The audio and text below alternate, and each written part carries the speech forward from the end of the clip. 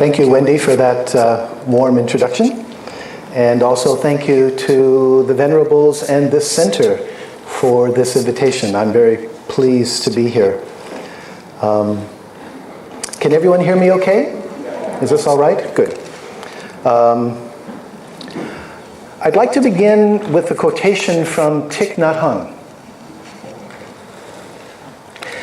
If we continue abusing the earth this way, there is no doubt that our civilization will be destroyed. This turnaround takes enlightenment, awakening. The Buddha attained individual awakening. Now we need a collective awakening to stop the course of destruction. Civilization is going to end if we continue to drown in the competition for power, fame, sex, and profit. The title of my talk is Ecodharma, a New Buddhist Path, ? Ecodharma, of course, is a new term for a new development in contemporary Buddhism in response to our very dangerous situation today. And it's a term that's still developing. I mean, what does it really mean? As Wendy said, I'm one of the founders of this new Rocky Mountain Ecodharma Retreat Center above Boulder, and we're still trying to sort that out. Still trying to give it content. And in particular, what would it mean to have retreats in Ecodharma? Traditional Buddhist texts don't address our present ecological challenges, which of course weren't a problem for the Buddha and his Asian successors because there wasn't that kind of ecological crisis in his time. Today, however, climate change and other environmental challenges, climate change, no, that won't do. Global warming, global heating, right? Maybe climate catastrophe. Climate change is too bland, let's be frank here. Climate catastrophe and other environmental challenges have become the most urgent issue that humanity faces. Arguably, the greatest problem that our species has ever faced. And we're doing it to ourselves. The ecological crisis is self-inflicted. I want to focus on two aspects of Ecodharma that stand out for me. First of all, this very curious parallel, not just curious, I think it's fascinating and maybe really important. This parallel between our usual individual predicament, according to Buddhism, and our present collective situation. And secondly, I'd like to reflect a little bit on what that means for what's now being called the Eco-Sattva path. Not just the Bodhisattva path, the Eco-Sattva path. Right? I think there's this fascinating, maybe even profound parallels between the kind of personal predicament that Buddhism traditionally talks about, what our problem is and how to respond to that, and our collective predicament today in relationship to the earth, the current predicament of our now global civilization. Some people assert that the eco-crisis is just as much a spiritual challenge as a technological or economic or political one. And in a way, what I'd like to do is put some flesh on that idea. Because if indeed the parallel holds, I think it does suggest that what we're faced with now is not just economic or technological challenge, but something much deeper. And I think it's also good to remind ourselves, too, that what we usually focus on, and to some degree have to focus on, that is to say, climate, what's happening in the climate, that's really just the tip of a much larger ecological catastrophe. I mean, for example, most of us here are familiar with the fact that we're well into what's sometimes called the sixth great extinction event, where a very large percentage of the Earth's species, plant and animal both, are disappearing very quickly. Yesterday I was reading, somebody suggested we shouldn't call it an extinction event. That's too kind of neutral and bland a term. Rather, we should call it the first great extermination event, yeah? Because let's be frank, we're doing it. One species is doing this to all the other species.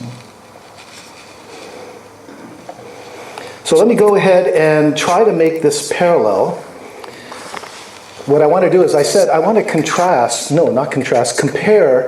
our individual predicament, and I'm going to give you a particular way of expressing that, a more modern. I'm not going to talk about the Four Noble Paths. I want to use a different vocabulary. And then, having done that, then I want to turn to our larger ecological situation and point out the parallels between them, right? So I think one way to express our usual individual predicament can be summarized in this fashion. Number one, the self is a psychological and social construct. That construct involves a sense of separation between the sense of self inside, the delusion of self inside, that's separate from the rest of the world, from other people, and the biosphere outside. And that this causes anxiety, which is an important aspect of dukkha. This anxiety includes confusion about who I am and the meaning of my life. In response, I often try to ground myself in ways that just make things worse. Buddhism emphasizes that we can't get rid of the self, but what we need to do is realize the sense in which it's empty. A realization that frees and empowers me to help other people. Except now we can say they don't feel so separate from us, in the sense they're not other, because we're all interdependent, right? So I think that's one way to articulate what Buddhism is getting at. And so let me just kind of flesh that out a little bit first. The first claim that the self is a psychological social construct is a truism of developmental psychology. Maybe in this way we have a better situation than the Buddha's time, because we know from developmental psychology that infants, babies aren't born with a sense of separate self, that's something that develops. To be fully human is more than a biological achievement. Socialization is necessary. A mother, for example, looks into her baby's eyes and says its name. The baby learns not only to identify with that name, it eventually learns to understand itself in the way that other people perceive it and understand it. As a self inside that's separate from and quite different from other things outside. Where Buddhism differs from most modern 20th century psychology is the claim that there's something inherently uncomfortable about this delusion of a separate self inside. That's the word. Uncomfortable then is a translation of the traditional term dukkha.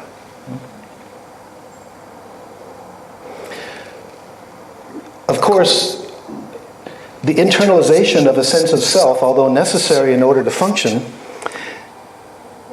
the basic difficulty from a Buddhist perspective is that the sense of self doesn't correspond to anything substantial, as Jonathan was talking about earlier. There's nothing there, right? We could say the sense of self is a construct composed of mostly habitual ways of thinking and feeling and acting and reacting and remembering and planning, all of these processes. It's the way that they work together to create and sustain this sense of separation. Which means that because there's nothing there that's substantial, it means that this sense of self that we all have and we need to have to function on a daily level, that this sense of self is inherently uncomfortable. This is a really important point. It's inherently insecure because there's nothing there that could be secured.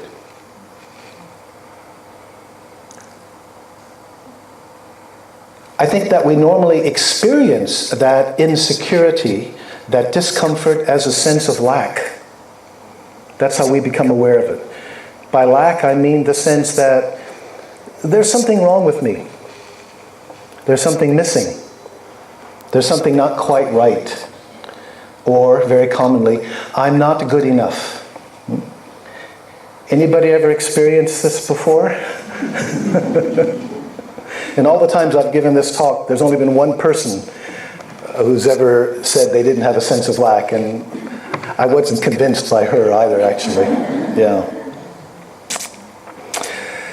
So we have this sense of lack, but because of social conditioning, what is it that we lack? We're conditioned to understand it in different ways. For example, growing up in the United States, I can't say about Canada, but growing up in the United States, we learn pretty quickly what it is that we lack. Don't have enough money, right? And it doesn't matter how much money you have, it's not enough, right? Tragically, the kind of fundamental problem built into this is that this way of understanding what I lack is something outside myself. Because this is a symptom of the real problem. It's a misunderstanding of the real problem. What that means is it doesn't matter how much money I might get, whether I become a millionaire or a billionaire, it can never be enough to fill up that voidness, that emptiness at the core of my being. And this works also with other ways of understanding what it is that we lack. For example, not just money, consumer toys, but fame. We're not famous enough. Power. And I think a very good example, our own bodies. At the time that I was growing up, this was especially a problem for women, right? Women were evaluated more on the nature of their bodies. And it was interesting. I was reading an interview with Cindy Crawford, I think, a very famous supermodel. And it was fascinating to hear her. She was clearly really bothered about the fact that she had just a little bit of cellulite on the bottom of her butt. And that really, really bothered her. The point being that if your beautiful body is your way of overcoming your sense of lack, it can never be beautiful enough, right? Same thing goes with romantic love. If, there's this myth, if you just find the perfect partner for you, then they will somehow complete you. As every fairy tale ends. And they lived happily ever after, right? Very simple. You just find that perfect other person and everything is going to be fine. I think most of us here are old enough to know that it doesn't work out quite that way. Not quite so simply. In fact, it places expectations on the partner that I think often lead to frustration, divorce, dissatisfaction. You're trying to get something from the partner they can't provide. So I think these are examples of how we misunderstand our sense of lack and project it outward rather than realizing it's something to do with the delusion of separate self. The Buddhist solution to this fundamental predicament is not to get rid of the self. That can't be done because there never was a separate self. But we do need to see through the delusion of separation. And I guess what I'm assuming here is the idea of a self, although in Buddhist teachings, there's a lot of sophisticated doctrine, deconstructing the sense of self into the skandhas, the five aggregates, or paticca samuppada, dependent origination. The fundamental problem of self is separation. The notion that there's a self inside, that therefore you're separate from the rest of the world. The concept of self is fundamentally dualistic. The self assumes that there's a not self, right? And as Thich Nhat Hanh put it, we are here to overcome the illusion of our separateness. Buddhism does this in two ways. There's a kind of reconstruction that happens when we transform our motivations. Insofar as we're motivated by what Buddhism calls the three poisons, greed, ill will, delusion, that tends to reinforce sense of separation, right? Whereas if we can transform our fundamental motivations and intentions to more positive ones, generosity, loving kindness, the wisdom that realizes our interdependence, those motivations tend to open us up and tend to bind us together. So, for example, a pickpocket. If a pickpocket comes into this room, what will he see? He'll focus on our pockets, right? Whereas if a Buddha is here, the Buddha will see our Buddha nature. In other words, our intentions, our motivations aren't just things that create karma. They literally transform how we experience the world.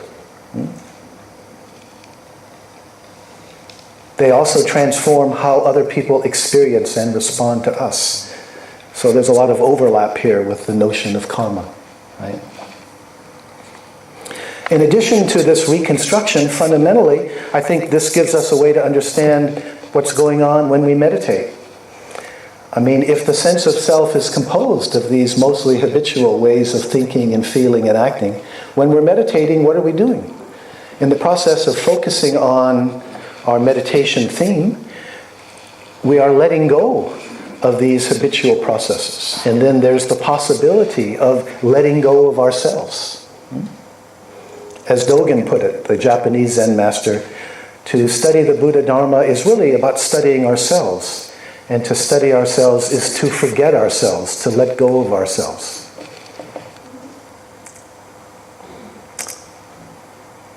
I forget who it was who said that, I think it was Chögyam Trungpa, meditation in itself doesn't lead to enlightenment. I mean, enlightenment is always an accident, but meditation makes you accident prone.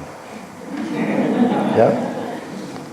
And, well, Dogen himself is a good example. He talks about forgetting ourselves, and then he described afterwards his own experience by saying, I came to realize that mind, my mind in effect, I came to realize that mind is nothing other than rivers and the mountains and the great wide earth, the sun and the moon and the stars. Right? So his mind isn't in something in here behind the eyes, inside the ears. He's all of this.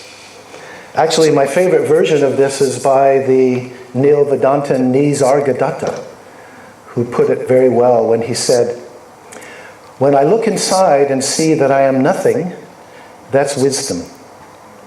When I look outside and see that I am everything, that's love. Between these two, my life flows. Wisdom and love, the two pillars of the Buddhist path. Wisdom and compassion.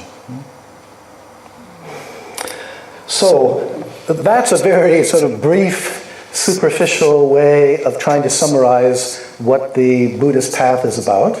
Of course, I've left out many things, but I've presented it in that way because I think that if we understand it from that perspective, I think we can perceive that there's a precise parallel between what I've just said and our collective ecological situation today. In fact, we can say our individual predicament is like the microcosm of the larger macrocosm. We not only have individual senses of self, we have collective senses of self, right? So I'm not only David Loy, I'm a man, not a woman. I'm American, I'm not Canadian, and so forth. I'm white, I'm Caucasian, I'm not Chinese, and so forth. So we have these larger selves and these larger dualisms, inside and outside. The one I'm concerned about today is the largest collective sense of self, which is our now global civilization, humanity as a whole. The issue here is whether separate self involves dukkha, suffering, also holds true for this largest collective sense of self, the duality between ourselves and the rest of the biosphere, the rest of the earth. In fact, the parallels seem to me really quite remarkable. And let me just list them and then spend the rest of my talk, or most of my talk, just trying to elaborate them a little bit. Number one, just like the individual sense of self, so human civilization is our collective construct, also a construct. Number two, a construct that's led to a collective sense of separation or alienation, which involves dukkha. And that's going to be kind of the crucial thing. What is the dukkha? What's the alienation? What's the problem? built into our sense of separation from the earth. This dukkha involves anxiety, including uncertainty about the meaning and direction of our now global civilization. Our main response to that alienation and anxiety, the collective attempt to secure or self-ground ourselves, is making things worse. So this is a parallel to the sense of lack. We don't understand where the sense of lack comes from. We try to secure ourselves somehow out here. We can't return to nature any more than we can get rid of the self. But we can realize our non-duality with the rest of the biosphere and what that implies. Again, it's about a realization. It's about an insight. It's about an awakening to what has always been our true nature, our true relationship. And finally, this collective realization will clarify what it means to be human. Because we are a species that is part of something much greater than ourselves. And this gives us a role. Our role is to serve the well-being of that whole. A role that will also heal us. So let me just kind of try to elaborate on those a little bit. Unpack the parallels here. Are you with me so far? Does this make sense? The claim that our human civilization is a construct is so obvious, it's hard for us to understand why it not be obvious, right? I mean, we know if we're not happy with the way things are going, we can pass laws, reform movements, and if necessary, have revolutions. So it's really important to realize that throughout human history, this is not the way that most civilizations have understood themselves. We owe our understanding, and one of the main reasons we trace back Western Civ to the classical Greeks is that the Greeks made this, they discovered or created this really important distinction between physis, or the natural world, and nomos, which is to say human culture, human civilization. And they realized that we can reconstruct the way we live together. That's why they were able to create democracy, right? Not a very good one by our standards. Women and slaves need not apply, but it was the beginning of something. Yeah? In the Aganya Sutra, the Buddha says something comparable about the caste system. It's not natural. It's not about different parts of Brahma's body, but in fact, it's a social construct. That's really important.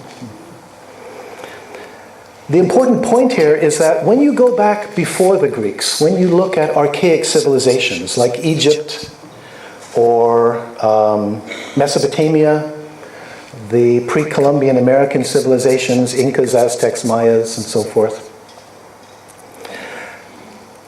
they all tended to accept their social system, their hierarchical social structure, as just as natural as the ecosystems of their biosphere. They just sort of took it for granted. That's just the way things were.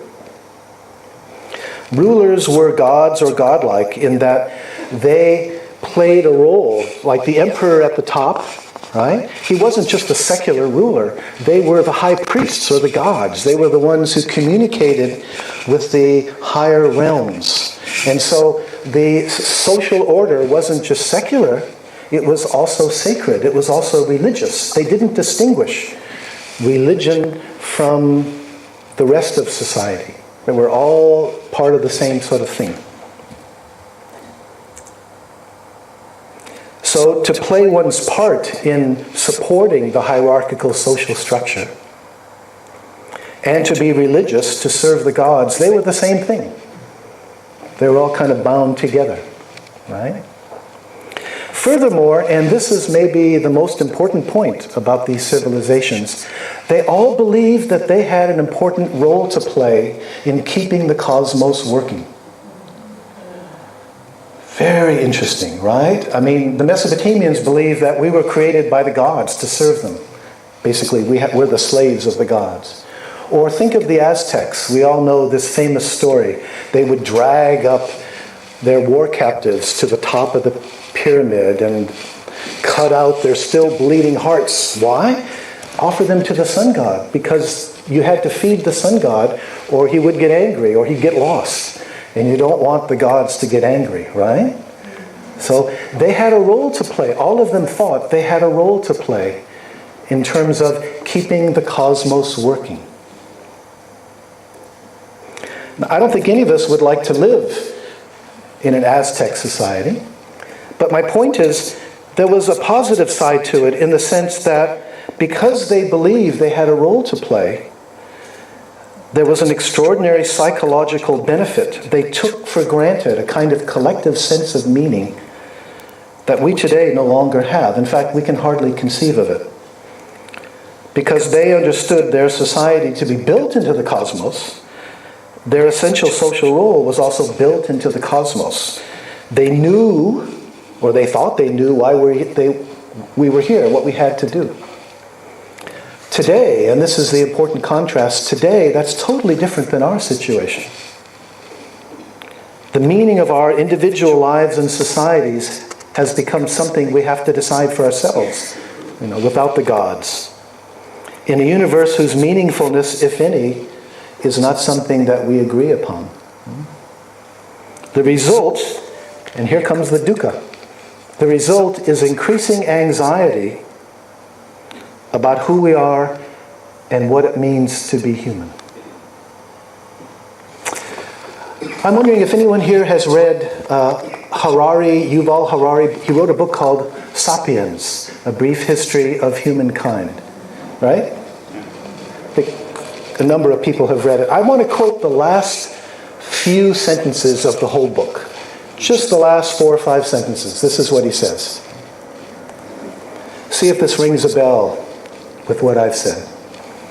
Despite the astonishing things that humans are capable of doing, we remain unsure of our goals and we seem to be as discontented as ever. We've advanced from canoes to galleys to steamships to space shuttles, but nobody knows where we're going. We're more powerful than ever before, but have very little idea what to do with all that power. Worse still, humans seem to be more irresponsible than ever. Self-made gods. We are accountable to no one. Consequently, we are wreaking havoc on our fellow animals and on the surrounding ecosystem, seeking little more than our own comfort and amusement, yet never finding satisfaction. And his last sentence in the whole book: is there anything more dangerous than dissatisfied and irresponsible gods who don't know what they want? Is that a pretty good description? Then is that also an explanation of the dukkha built into our collective sense of separation from the earth? Not just dukkha, the collective sense of lack. Something is missing, something's wrong, something not quite right. The heart of the problem, I think, is that we no longer believe we have any role to play in the cosmos. Again, those earlier civilizations, they all thought they had an important role to play. But since we know in quotation marks here, that humans were all just accidents of genetic mutation, accountable to no one and nothing beyond ourselves, and I'm talking about our modern situation. All we can do then is to enjoy ourselves, to have fun, if we can, while we can, as long as we can, until we die. Is that good enough? The real problem with consumerism, one of the main problems with it's very boring after a certain point. Yeah, and we tend to, because we get addicted, we tend to miss that, and the boringness means more, and we always have more and more and more, right? So no wonder we feel dissatisfied and act irresponsibly. So you can see what I've tried to do so far. Not only on the individual level, but collectively we have a sense of separation, a constructed sense of separation, and built within that is dukkha, is dissatisfaction, frustration, due to the fact that we have no role to play. This brings us to the next point. What has been our collective response? Well, you remember first on the individual level, we misunderstand where our sense of lack comes from. And we think, what I lack, it's this. I don't have enough money. I'm not rich enough. I'm not powerful enough. My partner isn't good enough, right? We look outside ourselves. There's something that we think can fill up, make ourselves feel more complete, more real. But of course it doesn't work, because those are all just symptoms of the more basic problem, right? Is there something collective, comparable? That's the individual problem, right? What's the collective version of that? Is there something similar to that? And I think that there is. I think it's our obsession with progress. A slippery term from the Latin to advance or walk forward. The problem is that the term's been hijacked to validate the consequences of ever more and more economic growth, more and more technological development. That is our collective lack project today, right?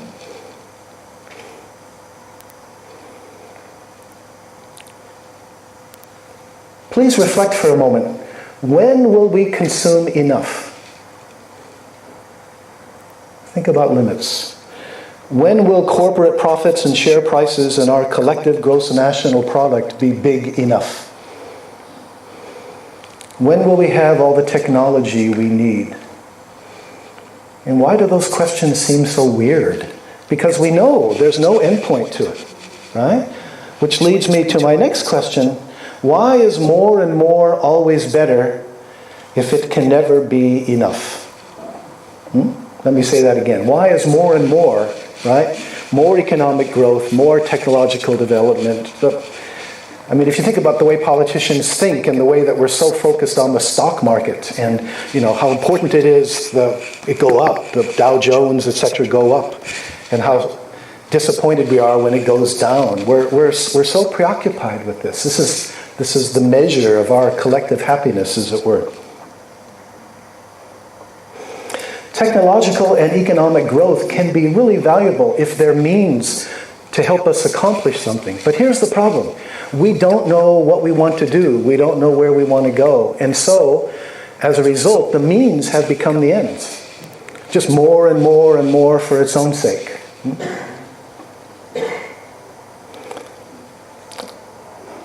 But they're less good as ends in themselves because they can't answer the fundamental question about what it means to be human and what we should be doing with all those resources. Yeah? The means have become the ends. They function as forms of secular salvation that we seek but never quite attain.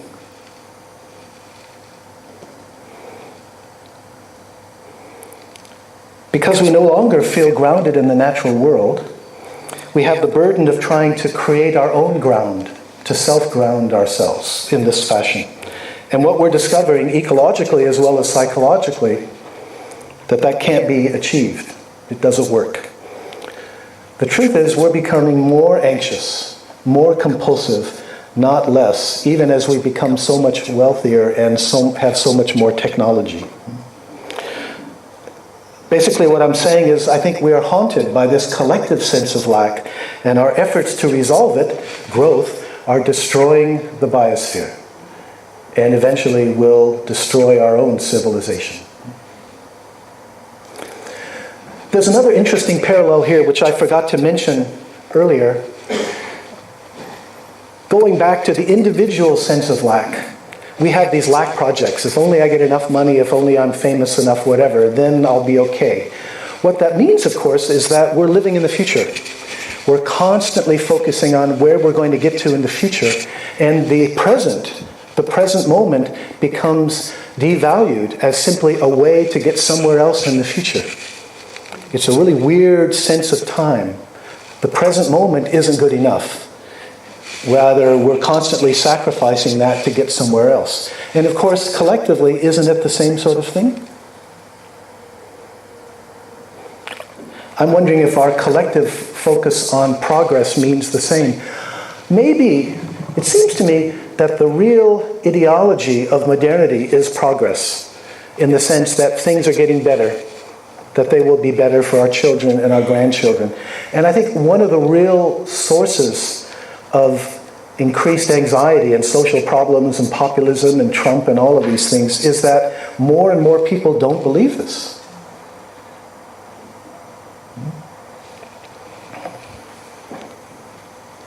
The future continues to beckon, but for some reason we never get there. This way of understanding our collective situation suggests that the ecological crisis is sooner or later unavoidable, insofar as we're preoccupied with growth. Because the problem is for the planet doesn't grow. Our population can grow, our economic use of the Earth's resources can grow, but the planet doesn't grow. So sooner or later we're going to bump against those limits, and that's called the ecological crisis. So, does it make sense so far? Yeah? What's the solution? Returning to nature? We can't return to nature any more than we can get rid of the self. Just as there's never been a separate self according to Buddhism, so we've never been apart from nature. Right? We can't return to the natural world because we've never left it. What we call the environment is not just a place where we happen to live. It's the ground from which and within which we arise. We're not in nature, we are nature. The earth isn't only our home, it's our mother. And the truth is, despite all the fantasies about terraforming Mars, we never cut the umbilical cord. Right? If you think so, if you think we're separate from nature, try to stop breathing for 4 minutes. See what happens. Yeah?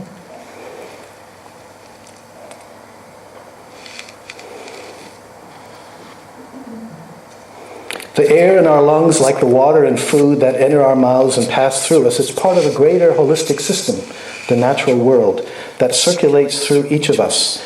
Our bodies are made of the same elements as compose the oceans, rivers, mountains, and trees. Our blood is salty because it reproduces our original ocean home. And we share over 99% of our DNA with our closest relatives, chimpanzees and bonobos. Okay. Let me just quickly sum up what I've said so far. Both individually and collectively, sense of self, which is a psychological, social construct, a sense of alienation built into that. We respond in ways that make things worse, often. We can't get rid of the self, but we can realize something about the nature. On the individual level, we know pretty well what that means. Right? So we have the Buddhist path. We have ways to meditate, ways to become enlightened, ways to awaken. But wait a minute. Earlier I started off by quoting Thich Nhat Hanh. We need a collective awakening to stop the course of destruction. A collective awakening to stop the course of destruction. Right? But what does that mean? All of us are going to start meditating or whatever really hard and wake up, get enlightened soon enough to start a social movement quickly enough that that ain't gonna happen, right? So what does collective enlightenment here mean? By the way, I'm struck when we think about relationship with the earth, I do want to mention briefly two things in the Buddhist tradition. There's this old problem. If there's no self, who or what is it that awakens? Who or what is it that becomes enlightened? Does anybody remember the story of Mara? Soon after the Buddha's awakening, he was approached by Mara, who challenged him, right? You say you're awakened. You think you're awakened. Well, who verifies, who validates that? Anybody remember what the Buddha said? He didn't say anything. He touched the earth silently. What does that mean? What does that mean? What's going on there? But what I really want to focus on is something else about what a collective awakening might be. And in particular here, I want to refer to a book by Paul Hawken. He's written a number of things. He's a Zen student. He wrote a book called Blessed Unrest. Anybody here read it? Anybody here know him? In that book, he talks about something that he discovered to his amazement, right? So Paul Hawken is a lecturer. He goes around the world talking, collecting business cards, whatever. And then one day he started to count them and look on the internet, and he discovered something is happening now that's never happened before in human history. There's a very large number of groups of people, most of them very small, but groups of people,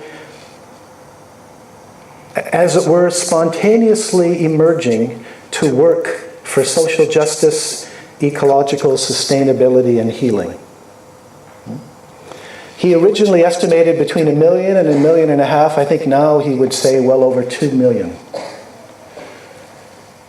This is unprecedented. It hasn't happened before. It's not connected with any particular religion or political system. It's just happening all over. And what I find most fascinating about that is that he has a whole chapter where he talks about comparing this with the immune system of our bodies.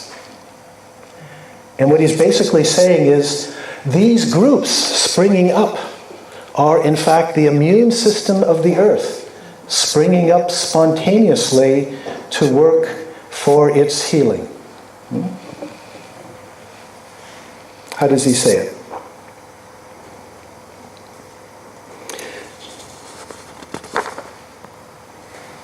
Just as the immune system recognizes self and non-self, the movement recognizes what's humane and what is not.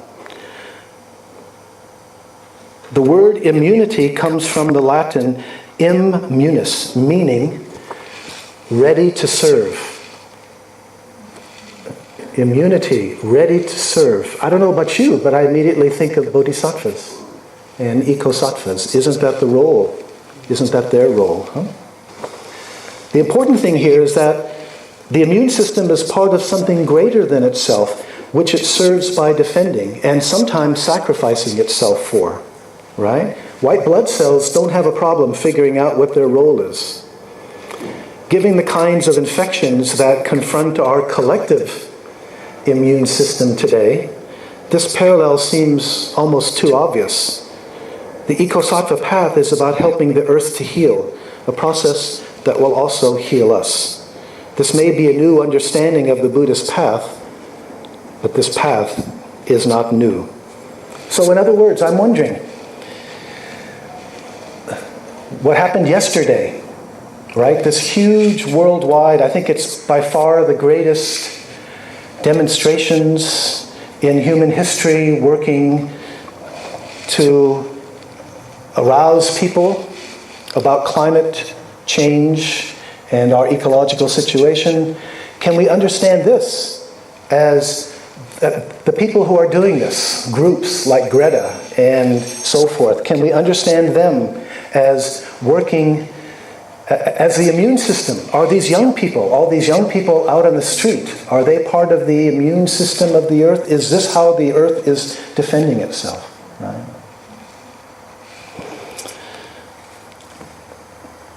As usual, I expanded a bit too much, so I only have at best 2 minutes left.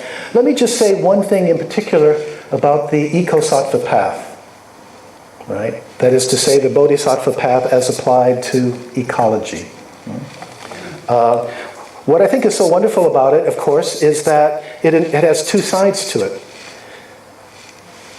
Ecosattvas continue to work on their own spiritual development, their own meditation, whatever, but they know it's not sufficient just to dwell in their own emptiness or whatever, that they need to get out and manifest in the world to do what they can. And when we look at the Buddhist tradition, I wonder if this is maybe the most important thing that Buddhism has to offer us today. This idea of the Bodhisattva path. And given the time, I just want to emphasize one particular aspect of the Bodhisattva path, which is to say the Bodhisattva acts without attachment to the results of their actions. Right? The Bodhisattvas act without attachment to the results, which is a dangerous thing to say because it suggests something, it can be understood rather casually, you know. what's important is my intentions. It doesn't matter whether or not they work. That's not what it really means, though, right? At the heart of the Bodhisattva path is something like this. Our task is to do the very best we can, not knowing if anything we do makes any difference whatsoever.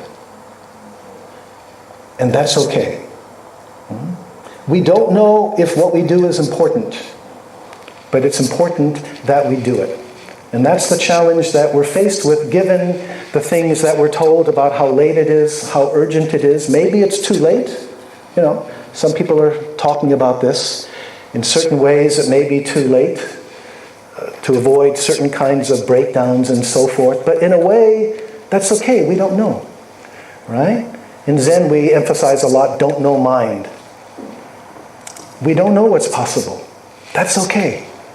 Doesn't make any difference. Our job is to do the very best we can, not knowing if it makes a difference. And I think that's very difficult to do, but for the Bodhisattva, who grounds his or her actions in their own contemplative practice, who can ground, they have that kind of grounding. Through that, they can act in such a way.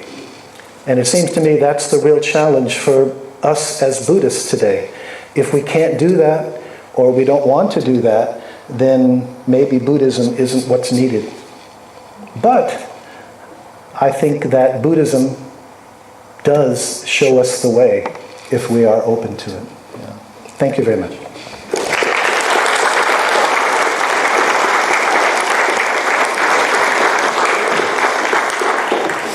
Thank you very much, Dr. Lloyd. We really painted a picture of how we get ourselves into this mess right now. Right, but if every one of us is ready to serve, whether we're at a home or we're working to the society, then we get this really hope to us. 他说这个让我们知道我们是怎么把自己带到现在这个社会这种情况，然后如果我们每个人都有办法，有办法就是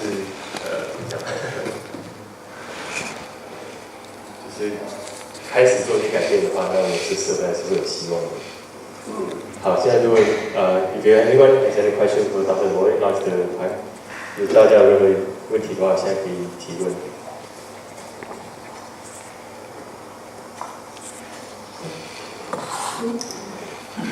Well, thank you very much, Emily.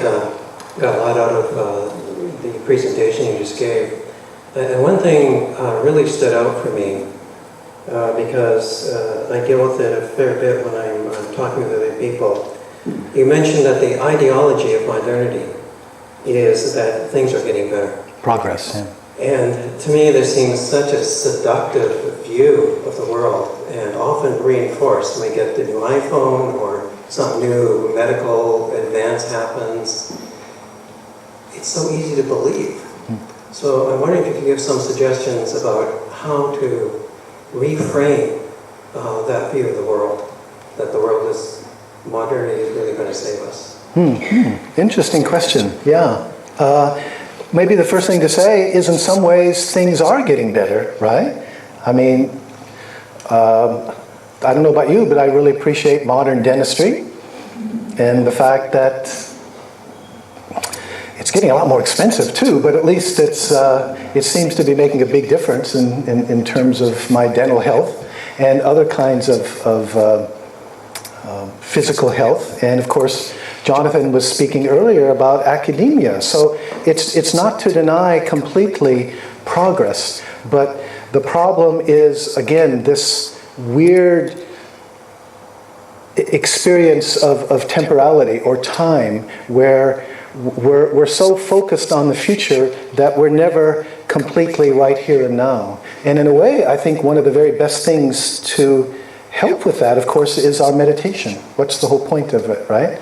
I mean, if our meditation doesn't bring us back to the here and now, then we're still living in some kind of fantasy world about hopes and fears and projections and plans in the future. One of the main reasons why meditation is so difficult, I think, is that's when we feel our sense of lack. I mean, especially at the very beginning, all of these tendencies to sort of run away, psychologically into the kind of projects that we're going to do. So I think really at the heart of it individually is very much coming to some realization about how our misunderstanding and use of time, that we're missing something right here and now that's always been completely obvious because we're trying to get somewhere else, right? Now, when it comes to the larger question of how we do this as a civilization, that's a much more difficult question, and I'm trying to think really fast what I can possibly say. I think it's fundamentally, I would think, a kind of spiritual question. So, in a way, it goes back to what I was saying earlier, that I think the whole thrust of my talk was to say, in effect, that the problem that we're faced with is a spiritual one, and that would be integrated into, certain things are fairly obvious and straightforward. For example, advertising, right? The whole point of advertising,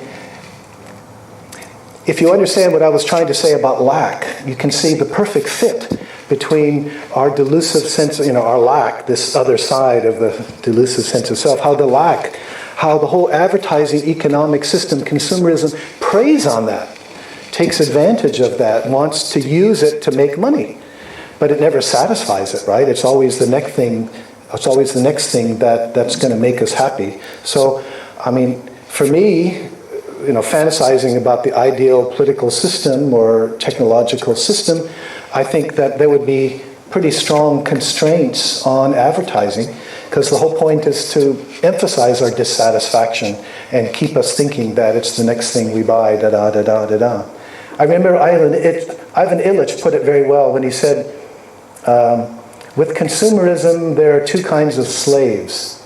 There's the slave of addiction, for those of us who have the money, and they're the slaves of envy, for the poor, those in the global south, whatever, who don't have the money, but they still see the same advertising. So this is obviously one sort of thing we can do. But I suspect in some sense it's really a kind of challenge to the whole direction of our civilization, and it's going to be a very big one. Yeah. I think what the ecological crisis is really showing us is not just the need to convert from fossil fuels to renewables as quickly as possible. It's really showing us that the whole meaning and thrust of modern global civilization is problematic. We have lost our way. And so, wow, that's a big challenge. And a different appreciation of time, a different way of experiencing time is certainly going to be part of it. I've mostly talked around your question as a way of evading it, but I've tried to say what I could. Yeah. Right, I have time for one more quick question. I'll add my thanks. This is so important that we talk in fine language, that we can talk publicly on this scale and scope. It seems like an underlying fear and sense of and anxiety on a collective level is fueling even kind of last-ditch greediness, to extract squeeze the last oil from the tar sands, and a kind of barricading of extreme wealth in the face of extreme poverty. And so it seems like a core part of what we as practicing Buddhists can bring to this conversation is an ethic of dissolving the us-them separation and a deep understanding, Bodhisattva's understanding that the well-being of the other is crucial to the well-being of our own well-being. How can we do that? How can we those in power.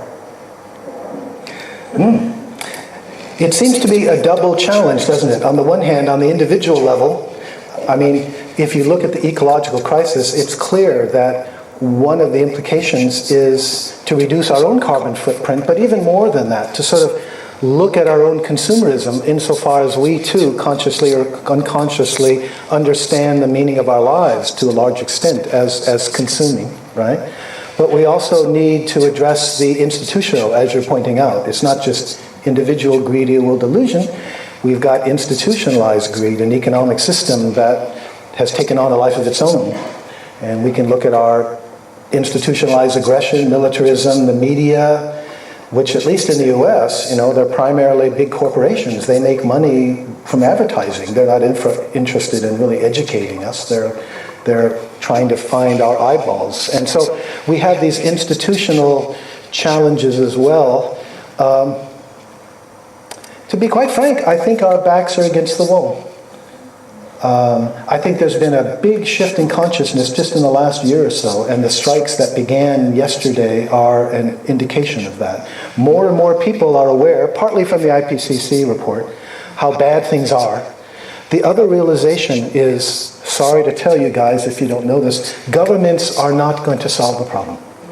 They are too corrupted, they are too controlled by the wealthy, powerful institutions, people, companies. They're not going to do it, they can't do it. So what does that mean?